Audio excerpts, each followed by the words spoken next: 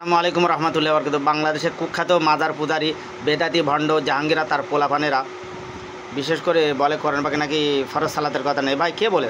আল্লাহ অবশ্যই জানে। এটা খবিস খটাস মার্কা বেদাতি মাজার পূজারীরা অবশ্যই এ প্রশ্ন তুলবে। আল্লাহ কোরআন মাজিদে অবশ্যই দিয়ে দেখেন 15 পারা সূরা বানী ইসরাইল 17 নম্বর সূরা, নাম্বারিং দিয়ে সূরা মাক্কি সূরা 50 নম্বর। মোটা হাত হচ্ছে 111, মোটুকু 12। আমি বলবো আপনার সপ্তম রুকুর আপনার 78 আর 79 নম্বর আয়াতের অর্থ দেখুন ভাই। এখানে 78, তুমি নামাজ পড়বে সূর্য ঢালার সময়, মাগরিব পাচ্ছি সময় হইতে রাতের অন্ধকার পর্যন্ত।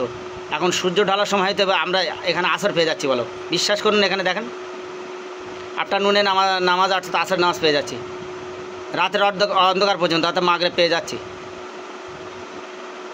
দুটো হলো। ফজরের নামাজ পেয়ে যাচ্ছি, 3টে হলো। ফজর চলাকালীন নামাজ নূর প্রকাশ হওয়াকালীন। রাতের একাংশ অর্থাৎ আমরা এশা পাচ্ছি। তাহাজ্জুদ পড়বি, অতিরিক্ত আশা করা যায় তোমার রব তোমাকে মাহমুদ পৌঁছান। ভাই বিশেষ করে আমরা ফজর, জোহর, আসর, মাগরিব, এশা 5 ওয়াক্ত সালাম করার নাই। আমি ইউটিউব ফেসবুকে দিয়েছে, আপনারা দেখে নেবেন।